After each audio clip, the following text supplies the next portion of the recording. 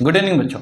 आज की क्लास में हम लोग बातचीत करने वाले हैं आपके केमिस्ट्री के चौथे चैप्टर यानी स्ट्रक्चर ऑफ एटम के बारे में बात करेंगे। यानी कि स्ट्रक्चर ऑफ एटम के वो क्वेश्चंस जो एग्जाम में आ सकते हैं, जिनकी हमें उम्मीद लग रही है आप परेशान होंगे इस वक्त, क्या आएगा, कैसे पेपर आएगा, किस तरह के क्वेश्चंस आ सकते हैं। इस तरह की तमाम समस्याओं से आप जूझना नहीं है। आप देखिए तो सही, हम आपको बताते हैं कि कितने वैरायटी के क्वेश्चंस हो सकते हैं, यानी कितने तरह के क्वेश्चंस पॉसिबल हो सकते हैं जो आपके टीचर आपके एग्जाम में दे सकते हैं। इसके बाहर कुछ नहीं देंगे, घबराने का विषय नहीं है। बस जितना बता रहा हूं उसको ध्यान से सुनना, ठीक है। केवल सुनना ही नहीं है, उस पर अमल भी करना है। अमल कुछ इस प्रकार करना है कि उसे पढ़ करके भी जाना है, ठीक है। सुनने से गाड़ी नहीं चलेगी। तो आइए शुरू करते हैं समय ना बर्बाद करते हुए। देखिए, सबसे पहला क्वेश्चन आता है जो कि अभी मैंने थर्ड चैप्टर में डिस्कस कर लिया है, तो उसको दोबारा नहीं बताऊंगा। थर्ड चैप्टर में भी हमने कुछ बातें इस चैप्टर से रिलेटेड भी बता दी हैं, ठीक है। तो अगर आपको और जानकारी चाहिए तो थर्ड चैप्टर की वीडियो भी एक बार जरूर देख लें। अभी हम स्ट्रक्चर ऑफ एटम में बातचीत क्या करने वाले हैं, जरा सुनिएगा। स्ट्रक्चर ऑफ एटम में इलेक्ट्रॉन, प्रोटॉन, न्यूट्रॉन के बारे में हमने बातचीत पिछले चैप्टर में की है। सब एटॉमिक पार्टिकल्स के नाम से जाने जाते हैं, ठीक है। इसमें क्वेश्चन क्या बन सकता है, यानी कि आपसे चार्ज और मास सब एटॉमिक पार्टिकल का पूछा जा सकता है। यानी what is the charge, what is the value of charge and mass of सब एटॉमिक पार्टिकल्स। यानी सब एटॉमिक पार्टिकल में बेटा इलेक्ट्रॉन, प्रोटॉन, न्यूट्रॉन है, इनका चार्ज क्या है, इनका मास क्या है, ठीक है, ये पूछा जा सकता है, ठीक है। Name the scientist who discovered the sub atomic particle, यानी कि उन वैज्ञानिक के नाम बताइए, वो कौन से साइंटिस्ट हैं जिन्होंने सब एटॉमिक पार्टिकल्स की डिस्कवरी की थी। इलेक्ट्रॉन निगेटिवली चार्ज होता है, ठीक है, कौन खोजा था बेटा, जे थॉमसन ने। प्रोटॉन, गोल्डस्टीन के बारे में बात होती है, रदरफोर्ड की। और उसके बाद प्रोटॉन पॉजिटिवली चार्ज है। न्यूट्रॉन न्यूट्रल होता है, चैडविक ने बताया था, जेम्स चैडविक ने, ठीक है। ये तो इसके न्यूट्रॉन, इलेक्ट्रॉन, प्रोटॉन, न्यूट्रॉन की डिस्कवरी की कहानी हो गई। अब दूसरा क्वेश्चन ये आ सकता है कि एटम के स्ट्रक्चर की बात करते हैं, तो स्ट्रक्चर में पहला तो आपने पढ़ा है थॉमसन मॉडल ऑफ एटम, है ना। क्वेश्चन ये भी बनाया जा सकता है कि थॉमसन मॉडल ऑफ एटम को इलस्ट्रेट करिए, समझाइए क्या है ये, या वाटरमेलन मॉडल को समझाइए, ठीक है। या आप उसमें क्या करना है, रिलेट करना है आपको, क्या बेटा, कि इलेक्ट्रॉन्स कैसे होते हैं, सीड्स जैसे तरबूजे में धसे होते हैं वैसे ही इसके बीज होते हैं, यानी इलेक्ट्रॉन्स होते हैं, ठीक है। और जैसे उसमें रेड वाला पार्ट फैला है वैसे ही प्रोटॉन होते हैं। तो ये क्वेश्चन आ सकता है। तो थॉमसन मॉडल बहुत कम चांसेस है थॉमसन मॉडल पूछे जाने के। जनरली रदरफोर्ड मॉडल आता है 5 नंबर में। एक बड़ा क्वेश्चन रदरफोर्ड या नील्स बोर का ही मॉडल आता है एग्जाम में। थॉमसन के मॉडल आते हैं अगर तो 3 नंबर में आते हैं या 2 नंबर के क्वेश्चंस में आते हैं। कम संभावना है थॉमसन मॉडल आने की। फिर भी आप एक बार जरूर देख करके जाएं अपनी संतुष्टि के लिए। दूसरा जिसकी संभावना है वो है कि थॉमसन मॉडल का ड्रॉबैक क्या है, यानी anomalies oblique drawback oblique demerit oblique shortcomings of Thomson model of atom. Thomson model of atom की डीमेरिट क्या थी, कमी क्या थी, ये एक अच्छा क्वेश्चन है। इसके पूछे जाने की संभावनाएं हैं। 2 नंबर में ये क्वेश्चन आ सकता है, यानी पूछा जा सकता है, तो आप इसे अवश्य पढ़ लें। उसके बाद बेटा आता है रदरफोर्ड एक्सपेरिमेंट। आपने कहा कि आपके यहाँ रदरफोर्ड एक्सपेरिमेंट और रदरफोर्ड मॉडल 2 चीजें हैं, तो एक्सपेरिमेंट क्या है और रदरफोर्ड का मॉडल क्या है, इस पर हमें विचार करना है। तो जब हम रदरफोर्ड के एक्सपेरिमेंट की बात करते हैं और रदरफोर्ड के मॉडल की बात करते हैं, तो यहां से एक 5 नंबर का क्वेश्चन बनता है, एक 3 नंबर का क्वेश्चन बनता है ना। 5 मार्क्स और 3 मार्क्स के क्वेश्चन बनते हैं, जरा गौर करिएगा। पहला क्वेश्चन जो 5 नंबर में आता है वो पूरा आता है कि रदरफोर्ड एक्सपेरिमेंट और रदरफोर्ड मॉडल दोनों अलग अलग। एक्सपेरिमेंट के बाद मॉडल दिया था, एक्सपेरिमेंट के 3 पॉइंट अलग हैं और उन तीनों पॉइंट का कंक्लूजन जो आया वो उनके मॉडल में चला गया। मेरी बात को गौर से समझना, गलत लिखोगे तो मार्क्स नहीं मिलेगा बेटा। तो 5 नंबर का जब पेपर में क्वेश्चन आता है तो वो आता है कि रदरफोर्ड एक्सपेरिमेंट, रदरफोर्ड मॉडल का कंक्लूजन, दोनों बात लिखनी है। साथ में एक्सपेरिमेंट वाला डायग्राम भी बनाना है, जो गोल्ड फॉइल वाला डायग्राम आपको सिखाया गया था उसको भी बनाना है। तो रदरफोर्ड एक्सपेरिमेंट और रदरफोर्ड मॉडल पर ये क्वेश्चन एग्जाम में आ सकता है, जिसमें आपको सबसे पहले एक्सपेरिमेंट लिखना होगा। एक्सपेरिमेंट रदरफोर्ड ने गोल्ड फॉइल के रिस्पेक्ट में क्या किया, उसका कंक्लूजन क्या निकाला उन्होंने, जो तीनों पॉइंट निकाले वो बताना है। कि एटम खोखला होता है, एटम के अंदर क्या होता है, एक पॉजिटिवली चार्ज स्फीयर होता है, सेल्स पाई जाती हैं, इलेक्ट्रॉन रिवॉल्व करता है, वो सारी बातें आपको लिखनी है। ये 5 नंबर का क्वेश्चन है जिसमें आपको एक्सपेरिमेंट भी दिखाना होगा, ठीक है। ये लॉन्ग आंसर टाइप का क्वेश्चन है, बहुत इंपॉर्टेंट है, आ सकता है, पढ़ के जाइएगा, एकदम रट लीजिए। दूसरे नंबर पे जाइए, रदरफोर्ड मॉडल का ड्रॉबैक पूछा जा सकता है, ठीक है। रदरफोर्ड मॉडल का ड्रॉबैक क्या था, क्या कमी थी रदरफोर्ड के मॉडल में, ठीक है। तो ये ड्रॉबैक हमेशा 2 नंबर या 3 नंबर में आता है, इसके भी आने की संभावना होती है पेपर में। तो बेटा इसको भी आप पढ़ के जाए, रदरफोर्ड मॉडल के ड्रॉबैक के बारे में। अब आते हैं रदरफोर्ड से कूद के चलते नील्स बोर मॉडल में, ठीक है। नील्स बोर के मॉडल में क्या था, देखिए जितना इंपॉर्टेंट रदरफोर्ड मॉडल है उतना नील्स बोर नहीं है, लेकिन अगर आपके एग्जाम में रदरफोर्ड मॉडल आ चुका होगा पहले, तो हो सकता है इस बार रदरफोर्ड ना देकर नील्स बोर पूछ लें, या हो सकता है नील्स बोर ना देकर के रदरफोर्ड का ड्रॉबैक पूछ लिया जाए, या हो सकता है ड्रॉबैक पहले आया हो तो मॉडल पूछ लें रदरफोर्ड का। तो कुछ भी आ सकता है, इसलिए रदरफोर्ड और नील्स बोर पूरा पढ़ना है। दूसरा आपको यह ध्यान रखना है कि नील्स बोर मॉडल का एक्सप्लेनेशन पूछा जा सकता है। एक क्वेश्चन ये भी बनाया जा सकता है, नील्स बोर मॉडल का एक्सप्लेनेशन आएगा 5 नंबर का आएगा, जिसमें डायग्राम बना करके पूरा न्यूक्लियस, सेल के एलिमेंट, 2n² का कॉन्सेप्ट, 2 8 18 32 का पूरा रोल समझाते हुए ये 5 नंबर में लिखना है, ठीक है। यानी अगर रदरफोर्ड लॉन्ग आंसर टाइप पे नहीं आएगा तो कौन आएगा, नील्स बोर आएगा, नील्स बोर नहीं आएगा तो रदरफोर्ड आएगा, दोनों में से ये एक ऑप्शन है, कोई भी आ सकता है। अब अगर हम नील्स बोर के कॉन्सेप्ट से और आगे चलते हैं, तो नील्स बोर के कॉन्सेप्ट के बाद की बात हम डिस्कस करते हैं बेटा। तो नील्स बोर मॉडल अगर नहीं आया, तो नील्स बोर मॉडल नहीं अगर पेपर में आएगा तो क्या आ सकता है, या तो रदरफोर्ड, या रदरफोर्ड का ड्रॉबैक, या नील्स बोर का एक्सप्लेनेशन। ये 3 पॉइंट बताए जो लॉन्ग आंसर टाइप के क्वेश्चंस हैं, यहां से क्वेश्चंस आने की संभावनाएं हैं, तो इसको आप पढ़ के जाएं। दूसरा एक क्वेश्चन बनता है, वह क्वेश्चन क्या बनता है आप जरा गौर करिएगा, वह रिलेशन है। आपने रदरफोर्ड ने बहुत सारी बातें बताई थी ना, atomic number, electron, proton, neutron के बेसिस पे रिलेशन, जहां पर उन्होंने बताया था Z is equal to P is equal to E, यानी atomic number is equal to number of proton is equal to number of electron, बताया था ना। और वहीं पर उन्होंने ये भी कहा था कि atomic mass is equal to number of proton plus number of neutron, यानी mass number is equal to number of proton plus number of neutron. ये जो दोनों फॉर्मूले बताए थे, यहां से एक बड़ा प्यारा सा सवाल बनता है, हमने आपको क्लासेस में कराया है। क्या कराया है, क्वेश्चन ये आता है कि राइट द नंबर ऑफ सब atomic particles present in the following.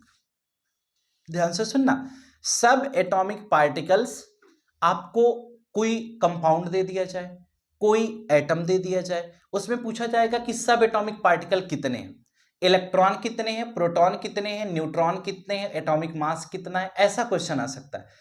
या तो उसको एटॉमिक नंबर और एटॉमिक मास दे दिया, जैसे नाइट्रोजन 714 आपको दे दिया, आप कहें कि इसमें इलेक्ट्रॉन, प्रोटॉन, न्यूट्रॉन बताइए, तो बेटा इलेक्ट्रॉन और प्रोटॉन तो 7 हो जाएंगे, न्यूट्रॉन 14 - 7 इज इक्वल टू 7 हो जाएगा। तो ऐसा क्वेश्चन आ सकता है। या फिर आयन भी आ सकते हैं, जैसे कहते H2- सल्फाइड आयन, सल्फर कितना होता है 16, और ऊपर कितना हो गया 32, तो Z बराबर P बराबर E बराबर 16। लेकिन बेटा ध्यान रखना, यहां इलेक्ट्रॉन 16 नहीं होगा, यानी किसी आयन के लिए फॉर्मूले में चेंजेस आते हैं, Z is equal to P is not equal to E, यानी कि atomic number number of proton के तो बराबर है, लेकिन यह आयन है ना, तो आयन में प्रोटॉन की संख्या इलेक्ट्रॉन की संख्या के बराबर नहीं होती।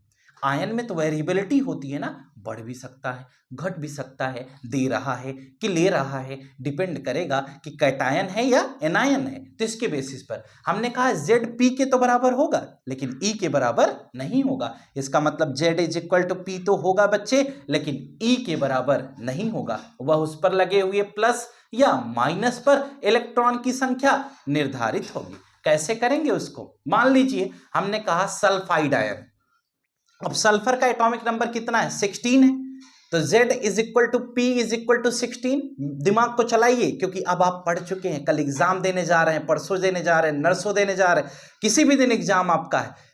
तो अगर दिमाग नहीं चल पा रहा है तो इसका मतलब आप कमजोरी में है अभी, क्योंकि आपने अभी तक रिवीजन नहीं किया है, आपको कर लेना चाहिए। हम कहते हैं Z is equal to P is equal to कितना हो गया 16, E इज इक्वल टू क्या हो जाएगा 16 प्लस 2, 2 माइनस है ना, तो 2 माइनस मतलब एनायन है, तो एनायन है तो जोड़ोगे ना, तो 16 में 2 जोड़ दोगे कितना आ जाएगा 18 आ जाएगा ना। ऐसा भी क्वेश्चन आपको परेशान कर सकता है एग्जाम में, तो पढ़ करके जाएं। Nitride ion, sulphide ion, phosphide ion, oxide ion, hydride ion, hydroxide ion, इस तरह के किसी भी आयन के रिस्पेक्ट में आपके यहाँ इलेक्ट्रॉन, प्रोटॉन, न्यूट्रॉन पूछा जा सकता है।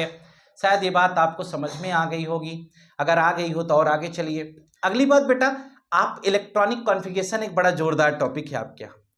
अगर एग्जामिनर मूड अपना खिसकाए और आपसे ये न पूछे, किसी का इलेक्ट्रॉनिक कॉन्फ़िगरेशन निकालने को न कह करके ये कह दे define the term electronic configuration, बच्चा एकदम चिढ़ा जाता, कह अरे क्या करी तुम मर गए। नहीं, यहाँ कुछ सोचने की समस्या नहीं है, आप तो पढ़े हो ना। आपसे कहा गया define the term electronic configuration, तो क्या होता है इलेक्ट्रॉनिक कॉन्फ़िगरेशन? आपको बताना है probability of finding the electron, probability of finding the electron present in the cell of an atom is known as electronic configuration। यानी ये भी क्वेश्चन आपके यहाँ पूछा जा सकता है, तो तैयार करके अवश्य जाइएगा, भूलिएगा नहीं, नहीं तो लफड़ा किसी भी वक्त जीवन में आ सकता है। तो ऐसे भी क्वेश्चंस आते हैं। और आगे चलें, अब या तो आपसे पूछ लिया जाए 2 3 4 एलिमेंट दे दें और कहें कि इसका इलेक्ट्रॉनिक कॉन्फ़िगरेशन लिखिए। आपने 2 8 18 32 पढ़ा ही है, आपसे मैं कह दूं कि बताइए फास्फोरस का इलेक्ट्रॉनिक कॉन्फ़िगरेशन क्या होगा, तो 2 8 5। किसी ने पूछा फास्फोरस की वैलेंसी क्या होगी, वैलेंस इलेक्ट्रॉन 5, तो 8 - 5 = 3। सन से मार दे एकदम तीर आया। ऐसे ही खनखना के करना एग्जाम में भी, अगर दिमाग ना चले तो अभी चला लो, वक्त है। और अगर अभी भी नहीं पढ़े बेटा, वीडियो देखने के बाद भी सर जी बहुत अच्छा समझाए दिए, एकदम काल हम एकदम छाप दे ना, बच्चा छपाई तबे हो पाई जब पढ़ के जाई हो, नहीं तो फिर एग्जाम में कुछ ना हो पाई। चलो आगे चलते हैं। Isotope, isobar, isotone, iso electronic species, हमने तो बहुत कुछ पढ़ा है, लेकिन आपके सिलेबस में आइसोटोप और आइसोबार है केवल, ठीक है। तो आपके बुक में कम से कम आप हाइड्रोजन का, कार्बन का, नाइट्रोजन का, ऑक्सीजन का और नियॉन का, ये 2 4 आपके यहाँ आइसोटोप्स हैं, इनके आइसोटोप्स याद कर लीजिए, एक आइसोबार का एग्जाम्पल याद कर लीजिए। हाँ, क्वेश्चन एक बड़ा प्यारा सा यहाँ पर भी आता है, what is the use of या right the application of radioactive isotope.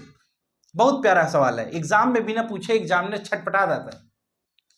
क्या क्वेश्चन आया कि application of radioactive isotope, बहुत आसान सा सवाल है बेटा, कर लेना। आयोडीन 131, कोबाल्ट 60, ये 2 हैं आपके यहाँ। कोबाल्ट 60 कैंसर के ट्रीटमेंट में यूज होता है और आयोडीन 131 कहां पर यूज होता है, बोलो भाई, वाइटर के ट्रीटमेंट में यूज होता है। तो ये 2 क्वेश्चन ये भी इंपॉर्टेंट है आपके लिए, ठीक है। आपके बुक में एक और छोटा सा टॉपिक है, वह है वैलेंसी के टाइप्स बताए गए हैं। एक इलेक्ट्रोवैलेंसी है, एक कोवैलेंसी है, ठीक है। अगर मान लो पूछ लिया जाए व्हाट इज इलेक्ट्रोवैलेंसी, एनसीईआरटी में नहीं है, रेफरेंस बुक में है। इलेक्ट्रोवैलेंसी मतलब number of transferred electron by an atom, यानी एक एटम जो इलेक्ट्रॉन ट्रांसफर कर रहा है या जो ले रहा है किसी से, लूज और गेन्ड, तो उसे हम क्या कहते हैं, इलेक्ट्रोवैलेंसी कहते हैं। और number of electron shared by an atom is known as covalency, यानी कि जो इलेक्ट्रॉन किसी एटम के द्वारा शेयर किया जा रहा है वह कोवैलेंसी है, और जो इलेक्ट्रॉन किसी के द्वारा ट्रांसफर किया जा रहा है वह इलेक्ट्रोवैलेंसी है। बेटा आयोनिक कंपाउंड में, आयोनिक बॉन्ड में इलेक्ट्रोवैलेंसी इसी वैलेंसी का नाम है, और कोवैलेंट कंपाउंड में इसी वैलेंसी का नाम बदल करके कोवैलेंसी रख दिया गया। इसके अलावा और कुछ थोड़ा ना है, कोई नई बात थोड़ा ना है, ये वैलेंसी यही है। यह वैलेंसी जब आयोनिक कंपाउंड में जाती है, आयोनिक बॉन्ड में, तो वहां इसको इलेक्ट्रोवैलेंसी कहते हैं, और जब यह वैलेंसी कोवैलेंट कंपाउंड में जाती है तो इसका नाम कोवैलेंसी हो जाता है। जैसे कोई पूछे कोवैलेंसी ऑफ कार्बन 4, यही तो पढ़ते हो ना, कोवैलेंसी ऑफ हाइड्रोजन 1। तो इस तरह के क्वेश्चन कोई भी आपसे एग्जाम में पूछे जा सकते हैं। एक और चीज है एवरेज एटॉमिक मास, ठीक है, ऐसा क्वेश्चन भी आपको हतोत्साहित कर सकता है एग्जाम में। एवरेज एटॉमिक मास हम किसी का कैसे निकालेंगे, हमें उसका परसेंटेज दिया रहता है। जैसे मान लो किसी का आइसोटोप है, क्लोरीन वाला आपके एग्जाम में, क्लोरीन 35, क्लोरीन 37 मान लो है, तो 35 कितना परसेंट है और 37 कितना परसेंट है, ये हमें दिया रहता है। हम पुट करेंगे अपने फॉर्मूले पर, और एवरेज एटॉमिक मास जब हम कैलकुलेट करते हैं तो हमें अंततः क्या मिल जाता है, हमें अंततः मिल जाता है 35.5 यूनिट जो आती है, यह क्या है, यह एवरेज एटॉमिक मास है। हाँ, एक सवाल तो जैसे मान लो हम कहें क्लोरीन 35-75% है, तो क्या करोगे 35 इंटू 75/100 प्लस क्लोरीन 37 कितना है 25, तो 37 इंटू 25/100 मार दिया, चीर के खत्म, 35.5 35.5 यूनिट इसके आंसर। अच्छा दूसरा क्वेश्चन, एक बड़ा प्यारा सा सवाल मेरे दिमाग से उतरा जा रहा था कि व्हाट इज न्यूक्लियॉन्स, यानी प्रोटॉन और न्यूट्रॉन का जो सम है उसे हम न्यूक्लियॉन्स कहते हैं बेटा। तो ये भी आप पढ़ करके जाइएगा। उम्मीद करता हूं कि 4th चैप्टर की वीडियो आपको अच्छी लगी होगी और हम अपनी तरफ से जो भी इंपॉर्टेंट क्वेश्चंस हमें समझ में आए वो हमने आपके साथ डिस्कस कर लिया है। बहुत जानदार है, केवल इतना पढ़ के चले जाना जितना हमने बताया है और जितने टाइप्स के क्वेश्चन हमने तुम्हें समझाया है, बस इतना करके जाओ, ठीक है। एग्जाम में बहुत अच्छे मार्क्स आपके आने वाले हैं, घबराइएगा नहीं। बस मनसा सर जितनी बात बता रहे हैं इसको पढ़ करके जाइएगा, केवल वीडियो देख के मत जाइएगा। अब जा करके बढ़िया से बुक निकाल लो और निकाल करके कॉपी अपना पढ़ना शुरू कर दो और मन लगा करके इसको कंप्लीट करें ये लेक्चर। आज के लिए फिलहाल इतना ही, फिर मिलेंगे अगली वीडियो के साथ थोड़ी देर बाद। Good night to all of you, today class is over, thank you.